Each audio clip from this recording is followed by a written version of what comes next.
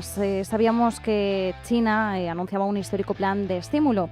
Un plan de estímulo que ya en ese momento, a pesar del optimismo con el que se recibió, se dijo que no iba a ser suficiente, que harían falta medidas más decisivas para evitar una japonización de su economía. Bien, pues ahora China está sopesando un nuevo paquete de estímulo fiscal y vamos a conocer los detalles, objetivos e intenciones del gigante asiático. Estefanía. La deuda de la segunda economía mundial peligra cada vez más también su bolsillo. Según la definición oficial por parte del Ejecutivo asiático, la deuda de las administraciones públicas, que incluye la del gobierno central y la de los gobiernos locales, es de aproximadamente el 55% del PIB, un nivel comparable al de sus homólogos de Asia-Pacífico como Australia y Corea, muchos más ricos en términos de PIB per cápita. Según el ministro de Finanzas del país, Lan Fuan, el gobierno central chino todavía tiene margen considerable para emitir deuda y seguir incrementando su déficit en aras de calmar a los inversores en cuanto a la sostenibilidad de la deuda.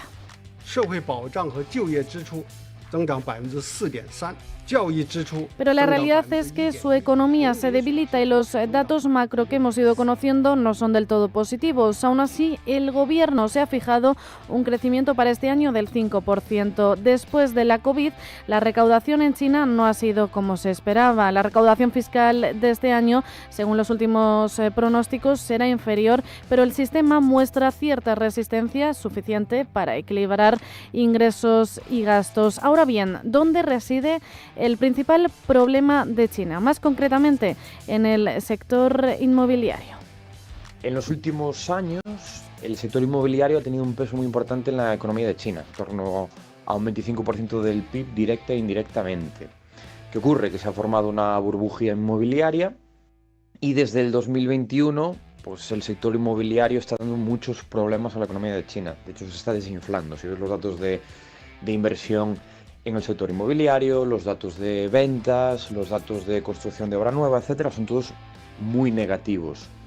Y esto no solo afecta al sector inmobiliario, sino a toda la economía, porque al final, cuando tu economía depende un 25% del PIB del sector inmobiliario, pues si el sector inmobiliario va mal, la economía en general va a ir mal, ¿no? Nos lo cuenta Juan Vázquez, doctor en Economía y profesor e investigador de la Universidad José Camilo José Cela. En las últimas semanas, ante una coyuntura poco halagüeña y algunos datos económicos peores de lo esperado, las autoridades chinas han tomado la iniciativa al anunciar una serie de medidas de estímulo con el objetivo de impulsar el consumo, frenar la crisis inmobiliaria o prestar apoyo a los mercados de valores del país.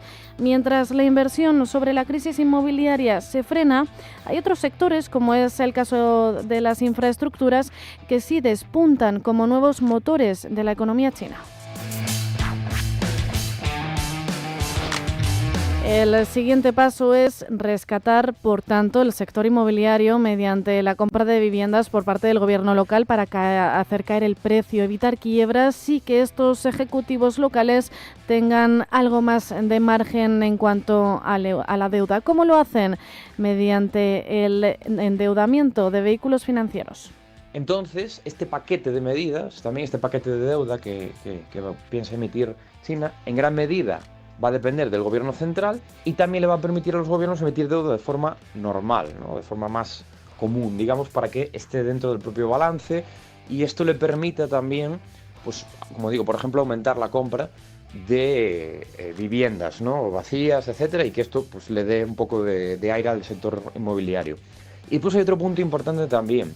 Los gobiernos locales tienen las manos muy atadas porque, además de pues tener poco margen de maniobra en este sentido, ¿no? de digamos, herramientas para endeudarse, recaudación de impuestos en general, etcétera.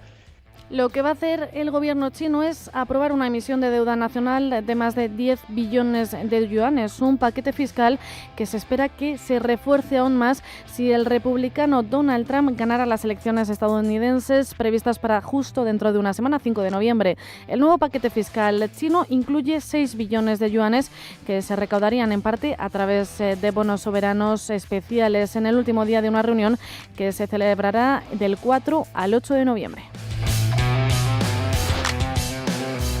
El monto total planificado que se recaudará mediante la emisión de bonos especiales del Tesoro equivale a más del 8% de la producción de la segunda economía más grande del mundo. Ese monto total, lo que decimos es que se ha visto duramente afectado por una prolongada crisis del sector inmobiliario y una creciente deuda de esos gobiernos locales. ¿Pero por qué están tan endeudados?